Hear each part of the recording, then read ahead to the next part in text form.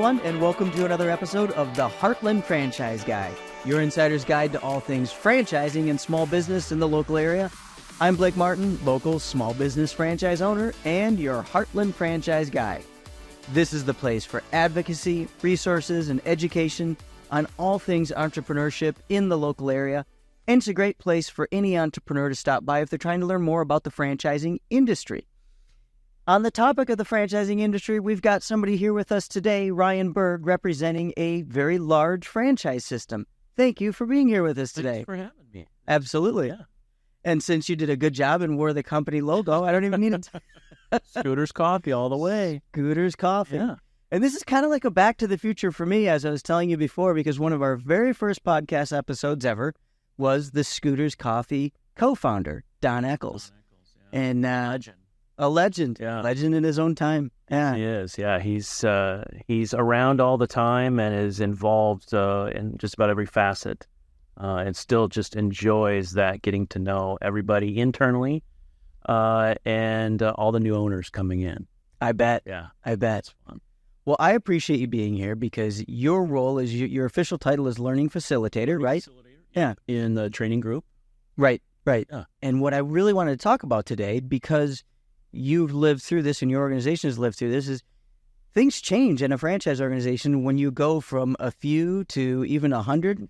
And granted, you eclipse that line of 100, and that's, you're in rarefied air. But then you get up to a large number of franchises, and it takes a whole different approach to keep that culture, to keep some of the vibe of the organization together, right? It really does, because when you have a couple hundred, there's more visibility into what everybody's doing, and then you continue to grow, and then it's really that piece of how do we continue to build and grow that culture, but maintain it as we bring in people, people after people.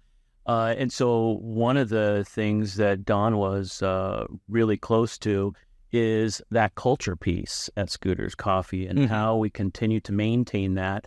And so really developing a separate team that onboards all new employees, that for the next few months goes through kind of a rigorous schedule in really focusing, understanding what makes Scooter's Coffee. Right? So anytime somebody new starts Yes. in your home office, somebody's going to be constantly in contact with all the franchisees. Well, they're going to be in touch with new employees for the foreseeable future, in terms of having that kind of an ambassadorship with the new employee. Yeah. So that, day one, they come in, sign papers, and they're off doing whatever they come in. That's not right on, right? They want to make sure that we've hired the right person. When we talk about the amazings, hiring amazing people is one thing we're very focused in on. So then that culture piece comes with really making sure that person understands what our culture is, it's a fit, and that we explain it over and over. And then it's not just a one and done. They continue to have checkpoints to check in with them to make sure that it's a fit for both. Yeah. So, I mean, without me even prompting you, there's some intentional, purposeful things going on. And you have to, right? Because how many locations is Scooters now across the country? For 675 locations in over 20 states. 20. Well, wait a minute. Hold on. That's interesting. 675 locations, but actually only 20 states. Only 20 states. And that continues to grow on both sides, right, of Nebraska. So that's the exciting piece of our growth, as we continue to build on this great concept. We continue to build on this great culture. People see that, and they want to be part of the Scooter's Coffee family. So it's somewhat fun, really, to be in that internal group, that there's just so much excitement around the brand, around the model, that the phone rings off the hook, quote unquote, that people are really excited about Scooter's Coffee. So how do you ensure, you talked about the staff, the team, hiring amazing. By the way, I don't remember getting a job offer, so I guess I'm not that amazing. Well, we can talk out. You never know. You got a car in your future. How do you do the same with franchise owners? Because at the end of the day, that's the contact point, or the people that the franchise owner leads. That's the contact point with the public, whether it's amazing or not. Well, we always first, we're hiring internally amazing people, but then we also look to make sure that we're bringing on the right franchise owners, right? That they have the same culture, the same values, the same true north that we do as a brand, so that it's a right fit. So then we can really help them understand, okay, now that you've understand, our culture and values, now let's talk about the model and how our model works. What do you mean by the same true north? So our true north is really focusing in on speed of service. That's really our differentiator at Scooters Coffee, because we want to make sure that we're that facet in someone's morning. If they're going to work or they're going to drop off the kids, we're not a destination. We're part of their morning or on the way. Afternoon. They're on the way, yeah. Okay. So we want to make sure that they're able to get in, get out. So there's a trust there as we develop those relationships with our customers, that they know that they can get into our drive-through and get out in less than 3 minutes, right? We want to make sure that is never something they think of as like, well, should I or shouldn't I? Our trust or our relationship that we've built is that they will be in and out. And we talk about the amazing people, that it's amazing drinks, right? We have an amazing assortment of drinks. And then that last part of the amazings is really amazingly fast. And that is really our differentiator, is speed. And so we've put a lot of different things into that. Sure. So that is our true focus. So then how do you, without giving away anything proprietary, I'm not asking you to get into the secret sauce, but how do you vet and screen a prospective franchise owner in order to determine, are they consistent with that kind of true north, that they're consistent with the ability to deliver service with speed? It takes... there's not a Gallup for that, right? There's not a Gallup. It's more so we want to focus first on culture and values, and then we will teach them, and that's part of what I do, is teach them the model, teach them what goes into the engine of the business, if you will.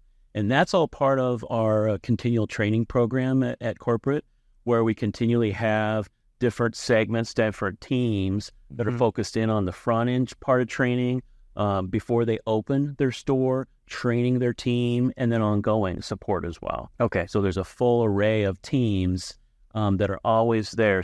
I always say, there's someone at Scooters that has a hand for you when I'm speaking to owners. Okay. That there's someone out there in the team that's going to be there to guide, to coach you, but also to hold you accountable, right? We want to be that consistent brand of a lifetime, where, as the Big Mac is the same from New York to LA.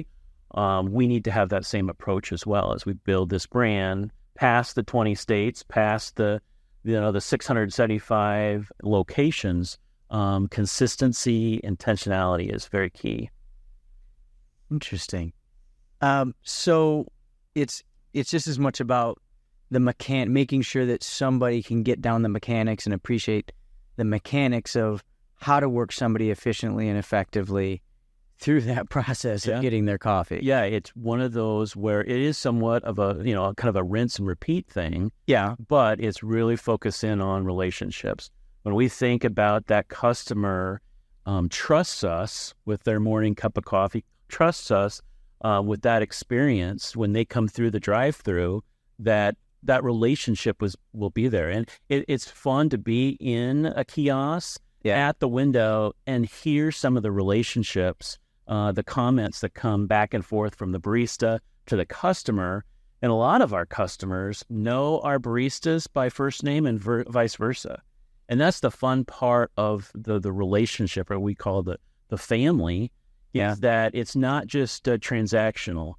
Everything we do is built on loyalty and built on a relationship with our customers. So it's, we talk about creating an amazing experience for the lives we touch. Yeah.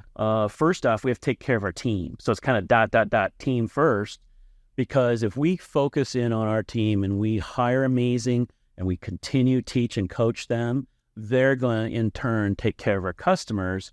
And then it's just a well-oiled machine that we continue to build. So let's stick with that home office comment there, or back office comment. Okay.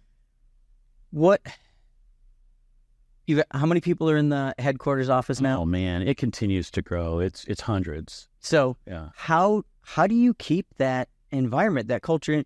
Because if you don't have the culture there where people are getting trained, you're going to have a really hard time implementing it or persuading people. But what are some of the things that you're doing, that your team is doing, that the leadership of the organization does to keep that, I guess it's fun, amazing culture going? It is fun. Right? Like, can you give me some tangible examples? Well, I think the big thing is communication, right? So there's... Oh, that's a boring answer. Well, come on. Give me something better than amazing communication. That's what I'll say. Amazing. Oh, that's way better. Thank you. Because it's really built on understanding the whys of everything we do. And so as we grow and continue to grow fast, we want to make sure that no one is left on the side wanting to or trying to understand, why are we doing that, right? Yeah. So that's part of it.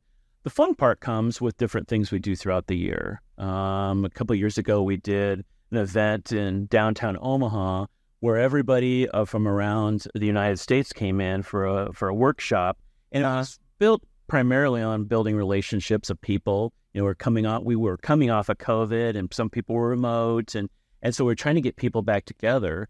And that event really, again, fused people that haven't met together or haven't met, and then pulling what they do, what I do, or the other person does, and starting that again, that I guess tangible piece where I can work with you on something, or I've been wanting to ask this question. But then there's other events throughout the year that we do as a company internally, just getting to know each other. We have a great new headquarters here in Omaha that has some great features and fun areas to hang out in. Yeah. And you'll always find somebody, we call it the living room, hanging out in there. We have happy hour here and there, and it's a fun place to work.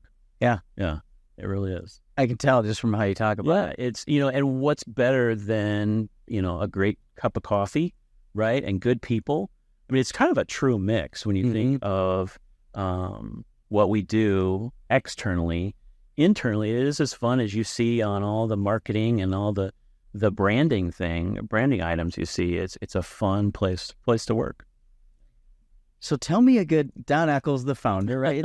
Don and Linda, co-founders, but Don's kind of been the face of it, right? Yeah. More so. Linda just gets stuff done in the background, I guess. Linda's got an important piece back in the day.